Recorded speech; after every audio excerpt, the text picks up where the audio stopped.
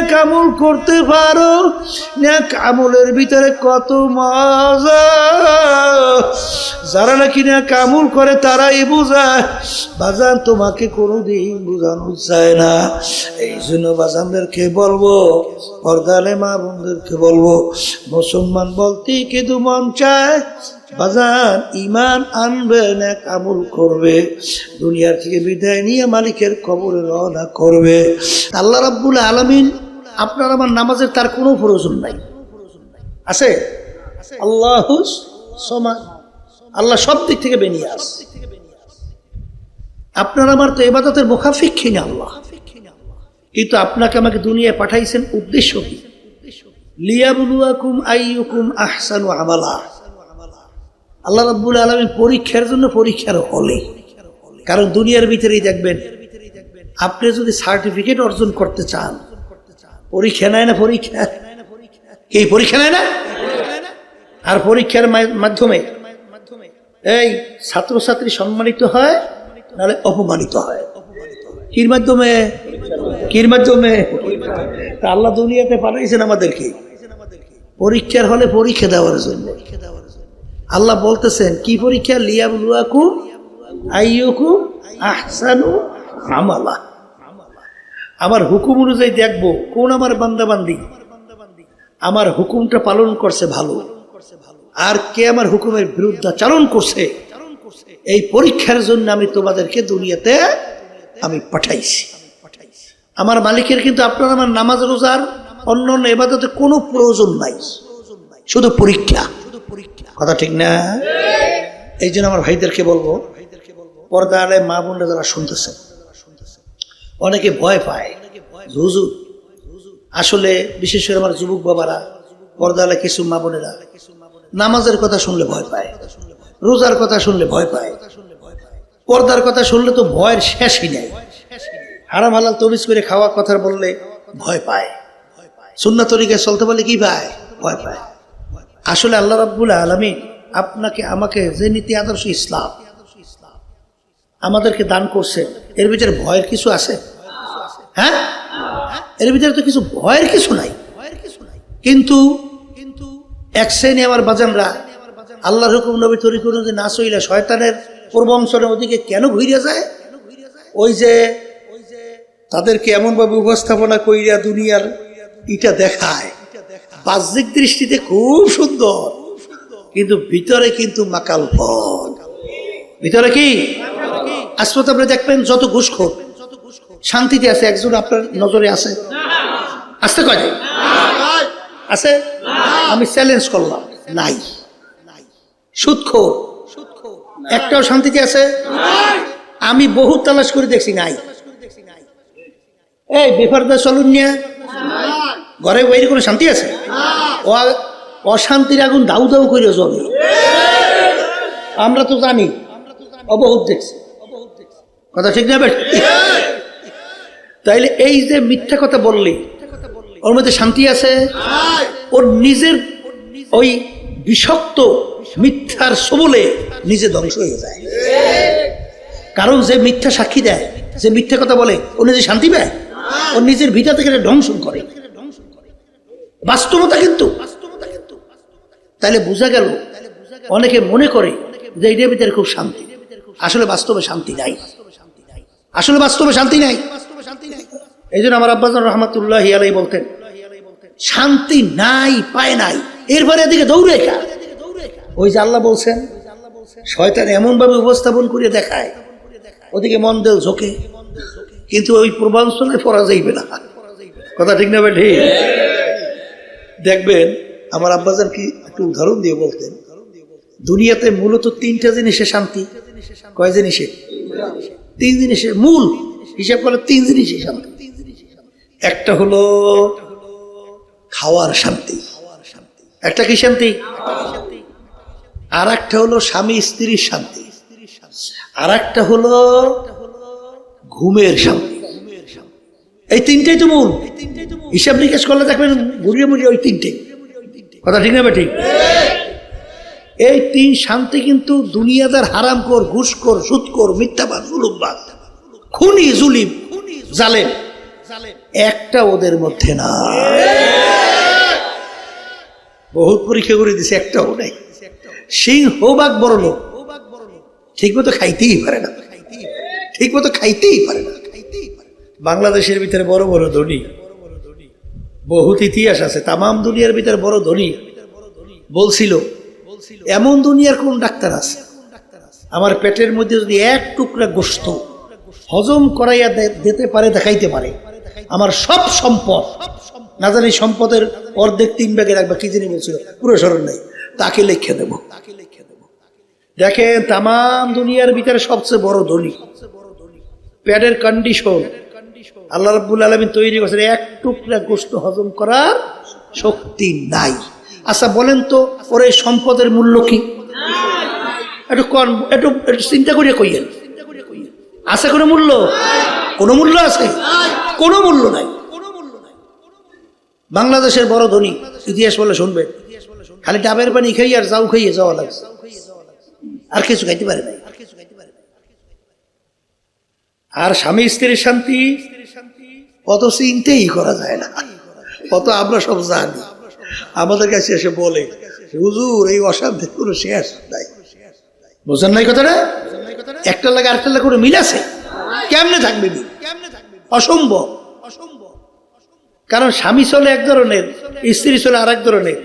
আল্লাহ রাব্বুল আলামিন তবিয়ত বানাইছে, কোন স্বামী যদি অন্য মেয়েদের সঙ্গে হাসাহাসি ডলাডলি বিভিন্ন কায়দায় করে, শান্তি, স্ত্রী খুব শান্তির থাকে। তো শান্তির থাকে না? আবার কোন স্ত্রী যদি অন্য পুরুষের লাগে ডলাডলি হাসাহাসি করে, স্বামী খুব শান্তি, স্ত্রী নিয়ে খুব শান্তিতে আছে না? ওই দেখেন, এর ভিতরে আরাম নাই, নাই, বাস্তবে নাই। কথা বুঝতে পারছেন? এই জন্য আমার বাজানদেরকে বলবো, তাহলে স্ত্রী স্বামী শান্তিও নাই, খাওয়ার শান্তিও নাই, ঘুমের শান্তি মোটেও নাই।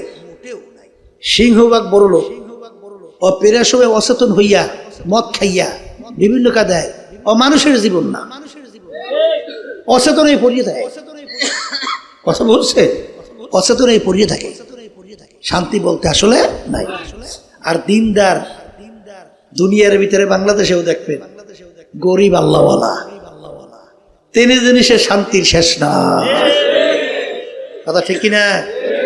ঘুমের শান্তি তো বুঝছে, ও রাস্তা ওখার ওই ক্ষেতের আইলো আইছে না, ওই যে জমির সীমানা আর গাছের গোড়া হোক, কোন কায়দায় একটা ইটপিট পাইছে, মাথাটা ঠেকাইছে, 10-15 মিনিট পর মনে হয় আরে এই জগতে নাই, ওরে নাকের টান, মনে হয় যে সুখের ঘুম ঘুমায়। এই কথা ঠিক না? ঠিক। তাহলে ঘুমের শান্তি আল্লাহ দিনদার দুনিয়াদার গরিবের মধ্যে দান করছে। স্ত্রী স্বামীর শান্তি যদি দিনদার স্ত্রী হয় আর দিনদার স্বামী হয়, এ আমাদের বহুত হাজার হাজার লক্ষ লক্ষ জানা আছে, শেষ নাই, শেষ নাই। যখন সারাদিন কাজ করার পরে ঘরে আসে, ঘাম পড়তেছে, স্ত্রী দৌড়িয়ে এসে পাখা নিয়ে একটা টান দেয় বাতাস, সারাদিনের কষ্ট মুহূর্তের ভিতরে শেষ।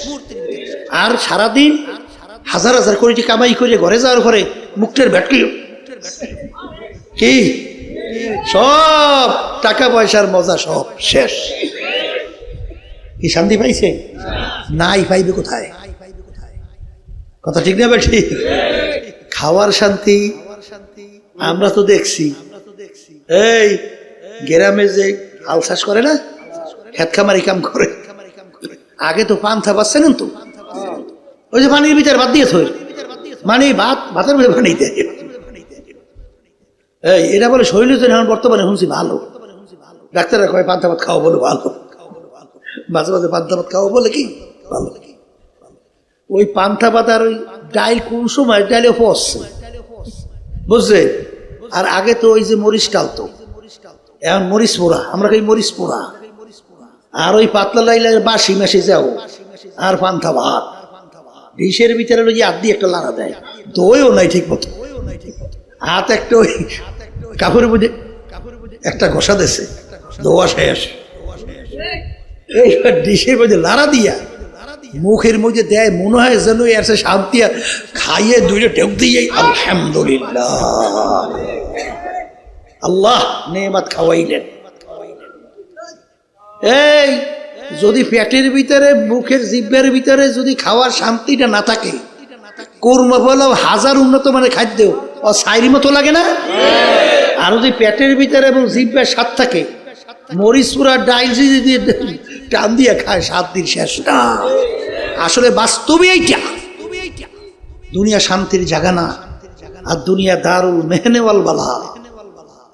দুনিয়াটা হলো বালা মুসিবতের জায়গা, কষ্ট ক্লেশের জায়গা, বিপদের জায়গা, রোগ ব্যাধির জায়গা, সমস্যার জায়গা। এখানে কেউ শান্তি চাইলে কোনোদিন পায় না, পাবে না। কথা ঠিক কিনা? এই যে আমার ভাইদেরকে বলবো, পর্দা আলে মা বোনরা যারা বলতে বসতে, এই আল্লাহ আমাদেরকে দুনিয়া পাঠিয়েছে কিসের জন্য বলেন? পরীক্ষার হলে পরীক্ষার জন্য। আবার কোন এখন পরীক্ষার হলে পরীক্ষা দেওয়ার জন্য আল্লাহ পাঠাইছেন। কি পরীক্ষা করবে তা তো বুঝছেন? ঈমান না কামল। কথা কন, ঈমান না কামল। এখন আমার ভাইদেরকে বলবো, পর্দা আলে মা বোনদেরকে বলবো, শোনেন, তামাম দুনিয়া যত জাতি বিচরণ করে, বসবাস করে, সব জাতি পরকাল বিশ্বাস করে না? না করে না? করে না? এই আমরা মুসলমান, আমরাও তো পরকাল বিশ্বাস করি। হিন্দুরা, খ্রিস্টানরা, এই ইহুদিরা, অন্যান্য বিজাতিরা, তাহলে সবাই তো পরকাল বিশ্বাস করে, আমরাও করি। এখন দুনিয়ার ভিতরে ইতিহাস পড়লে, পর্যালোচনা করলে দেখবেন, একমাত্র মুসলমান জাতি ছাড়া চ্যালেঞ্জের মাধ্যমে বুক লইয়া গলা টান কইরা অন্য কোন জাতি দুনিয়া চ্যালেঞ্জে টিকতে পারে না।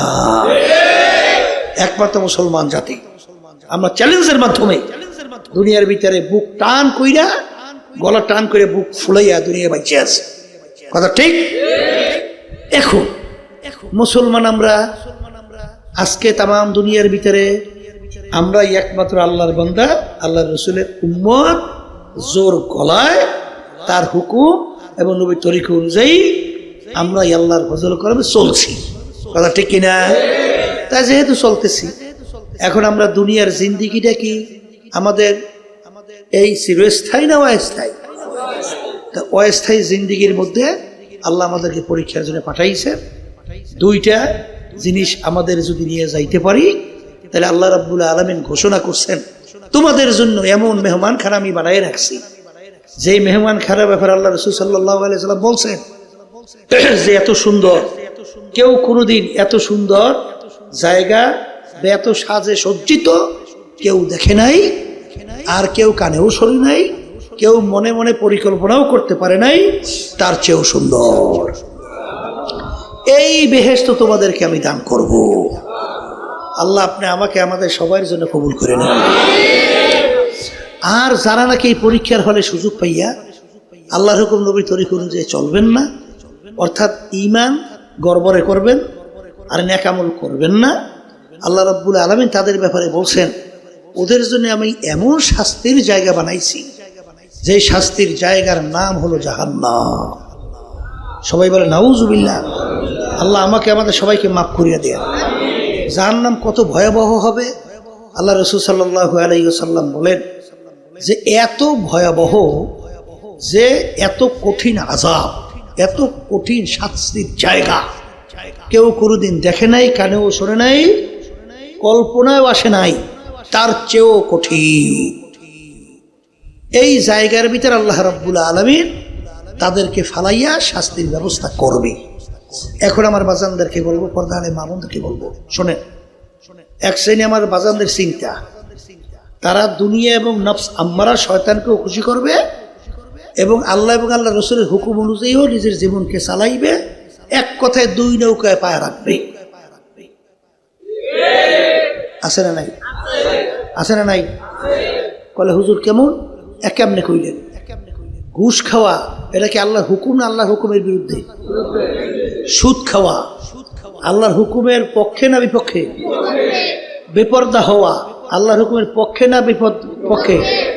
ধনী এসে যাকাত হজ আদায় না করা আল্লাহর হুকুমের পক্ষে না বিপক্ষে? সুন্নাত তরিকে না চলা এটা আল্লাহর হুকুমের পক্ষে না বিপক্ষে?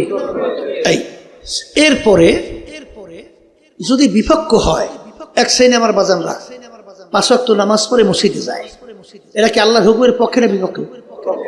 কথা কয় না? রমজানে রোজা রাখে, আল্লাহর হুকুমের পক্ষে না বিপক্ষে? আচ্ছা, এরপরে জাকাত দেয়, হজ করে, অন্য অন্য এগুলো করে কি করে না? কার পক্ষে? আচ্ছা, এখন বলেন তো, একটা সে করলো আল্লাহর বিপক্ষে, আর একটা করলো আল্লাহর পক্ষে। এখন ব্যাপারটা কেমন? আল্লাহ রাসূল সাল্লাল্লাহু আলাইহি ওয়াসাল্লাম বলতেছেন, যারা এইভাবে চলবে, যারা এইভাবে চলবে, অর্থাৎ দুনিয়াকেও তারা খুশি রাখবে, নফস আম্মারাকেও খুশি রাখবে, এক কথায় দুনিয়াদার দলের নেতা নেত্রীদেরকেও খুশি রাখবে, এবং আল্লাহ এবং আল্লাহ রসুলকে খুশি রাখতে চাবে, দুইটা একাত্রে কোনোদিন হবে না। দুইটা একাত্রে কোনোদিন হবে না, আমি বলি নাই, আল্লাহ রসুল সাল্লাল্লাহু আলাইহি ওয়াসাল্লাম বলছেন, দুনিয়া এবং আখিরাতের সম্পর্ক কাজুরাতাইন, দুই সতীনের মতো। স্বাভাবিক আপনি দেখবেন, এক স্বামীর যদি 2 স্ত্রী থাকে, একসঙ্গে 2 স্ত্রীকে একত্রে যেরকম খুশি রাখা যায় না, একজনকে যদি আপনি খুশি করেন, অন্যজন কষ্ট বা বেজার হবেই হবে।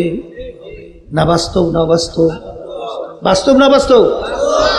আল্লাহ রাসূল সাল্লাল্লাহু আলাইহি ওয়াসাল্লাম বলেন, যেরকম দুনিয়া এবং আখিরাতকে একত্রে খুশি রাখা যায় না। তুমি দুনিয়াকেও খুশি রাখবা, আখিরাতকেও খুশি রাখবা, এটা কোনোদিন হয় না। তুমি যদি আখিরাতকে খুশি করো, দুনিয়া বেজার হবেই হবে। আসতে কয়। আবার তুমি দুনিয়াকে যদি খুশি রাখো, আখিরাত বেজার হবেই হবে। কি বাস্তব না বাস্তব? বাস্তব না বাস্তব? এই বাজানদেরকে বলবো, এক শ্রেণী আমার বাজানরা আছে, এই বিবাহ করছে, স্ত্রী বা স্বামী, স্বামী দুনিয়াদার, স্ত্রী আল্লাহওয়ালা। কথা ঠিক কিনা? এরপরে হয়তোবা স্বামী আল্লাহওয়ালা, স্ত্রী বাজে দুনিয়াদার, ঠিক কিনা? এখন স্ত্রী বলে আমার ঘরের ভিতরে টেলিভিশন আনা লাগবে, আর স্বামী বলে না, এই ঘরের ভিতরে টেলিভিশন আনলে সবসময় গুনার ভিতরে লিপ্ত থাকা লাগবে। কি বেকায়দা বাজছে কি বাজে না?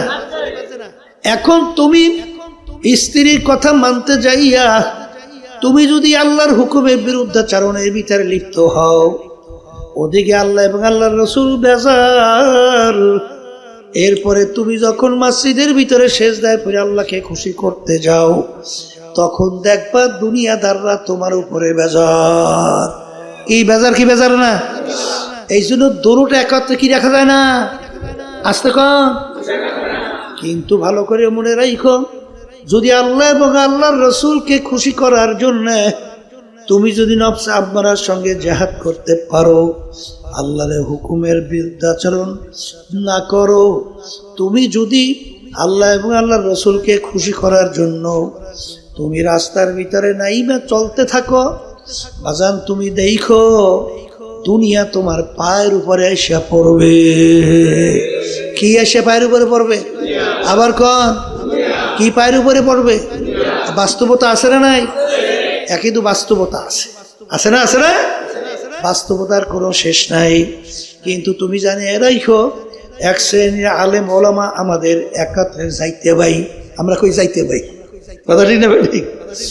এক শ্রেণী আমার আলেম ওলামা আমার বাজানরা, মুফতি মুহাদ্দিস আমার বাজানরা, তারা কিন্তু দেখবেন আল্লাহ মাফ করুক, দুনিয়াকে খুশি করার জন্যে, বিভিন্ন পদের জন্য, সম্মানের জন্য, টাকার জন্য, বিভিন্ন কায়দায় কায়দায় ইসলাম আল্লাহ এবং আল্লাহ রাসূলের হুকুম এর বিরুদ্ধাচরণ কইরা তাদের বিভিন্ন অবস্থান আমরা দেখতে পাই।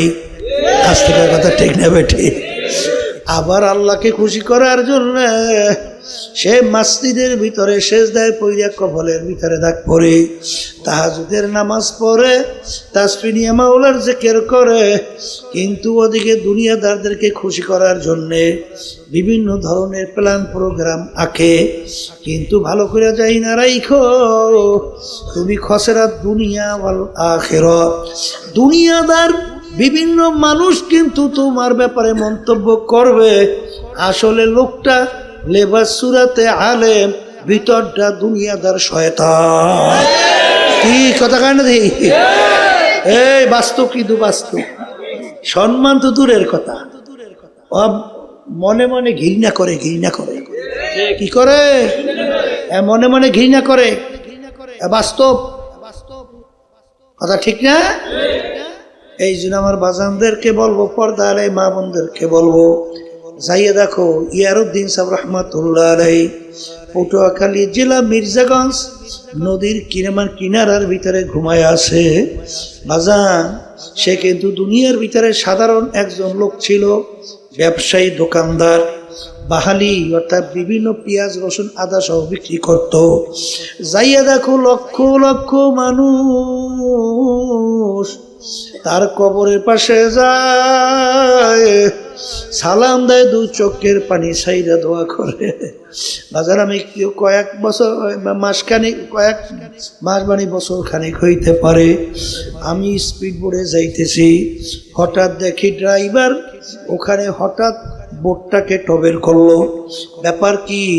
পাশেই তাকাইয়া দেখি ইয়ারউদ্দিন সাহেব রহমাতুল্লাহ আলাইহি তিনা তারার কবর ওখানে। যত লঞ্চ স্টিমার ওই নদী দিয়া যায়, তার কবরের পাশ থেকে যখন রওনা করে, লঞ্চ স্টিমার টবের কইরা থামাইয়া সম্মান দেখাইয়া তারপর সামনের দিকে যায়। ময়রাও মনে হয় বাসাই করে। আর ওদিকে বড় অনেক বাংলাদেশের ভিতরে বড় ধনী, সম্পদের কোনো শেষ নাই, ক্ষমতার কোনো শেষ নাই। যাইয়া দেখো বিভিন্ন হাইকোর্ট সহ মাজারের ভিতরে পইরা রয়েছে একজন আল্লাহওয়ালা দিনদার মানুষ।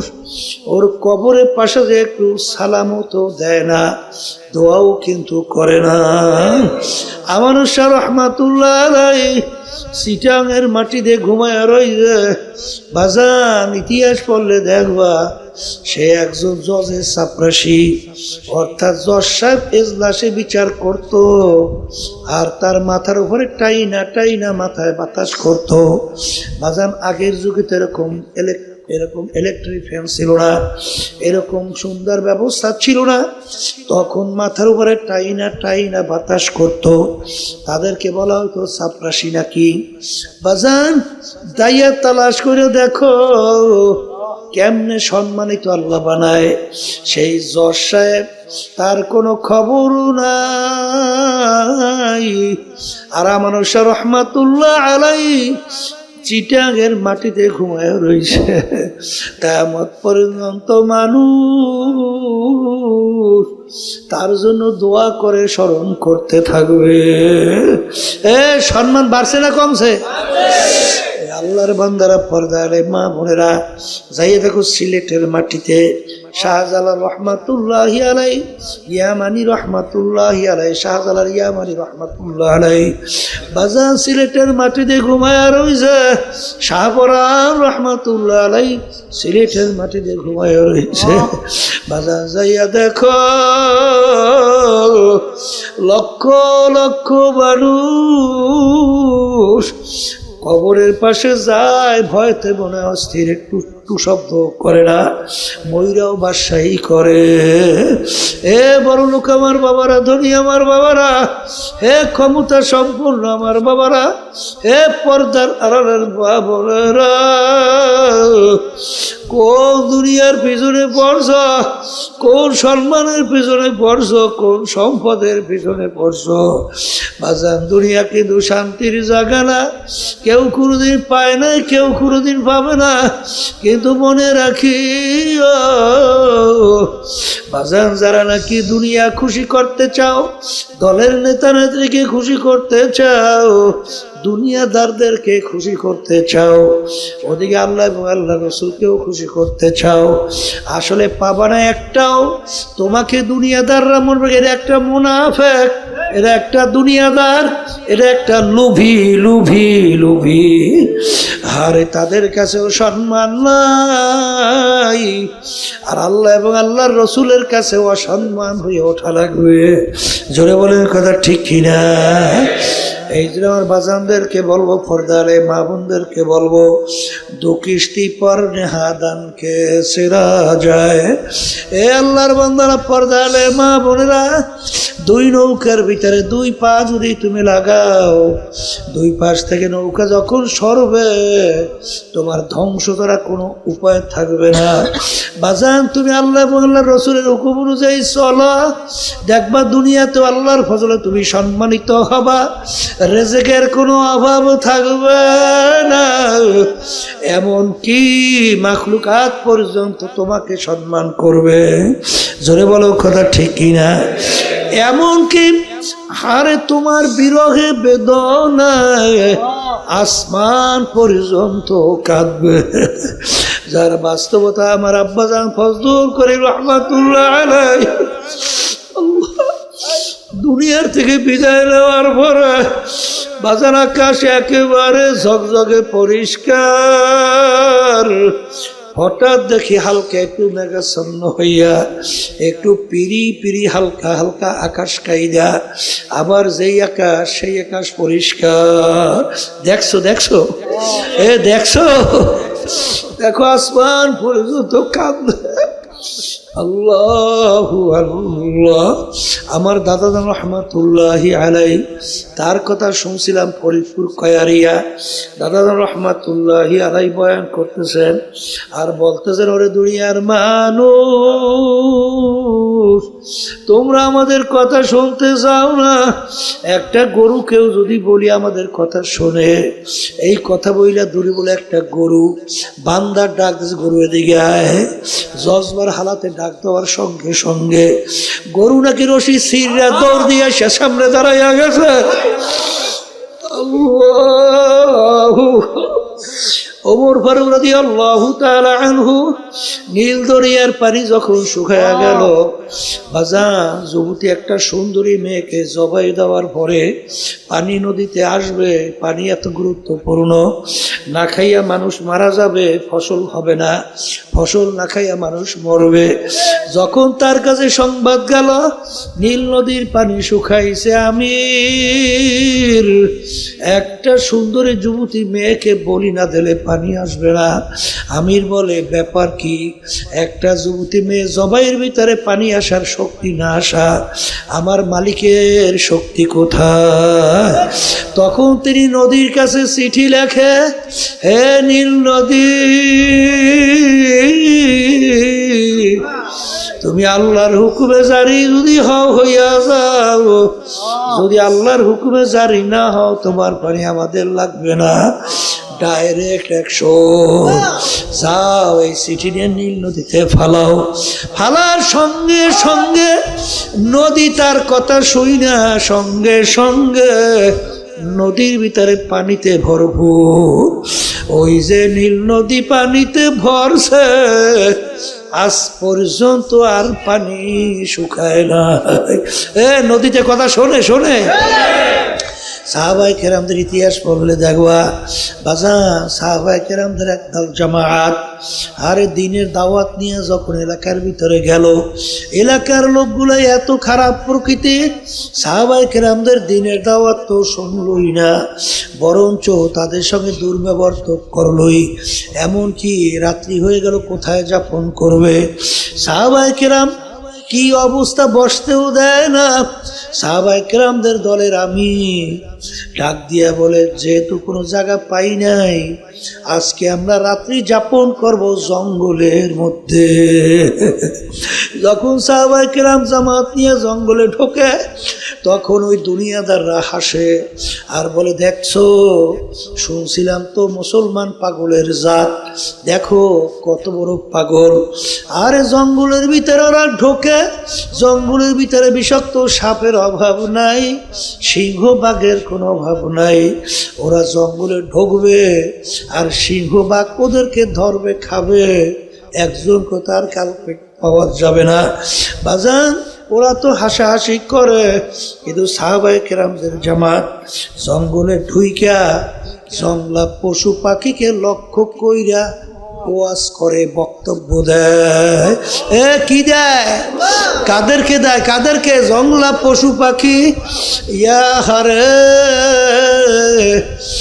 জংলা পশু পাখিদেরকে বক্তব্য দিয়া শুনে আমি, এই জংলা পশু পাখিরা, আমরা আল্লাহর হাবিবের একদল সাহাবারা আসছি, আজকে রাত্রে আমরা এখানে যাপন করতে চাই, তোমরা এখান থেকে জায়গা পরিষ্কার করিয়া সইরা যাও, এখান থেকে সর। আরে আমির বক্তব্য দিতে কথার কথা দেরি, বাঘ তার বাচ্চাকে মুখের ভিতরে কামড় দিয়া দাও,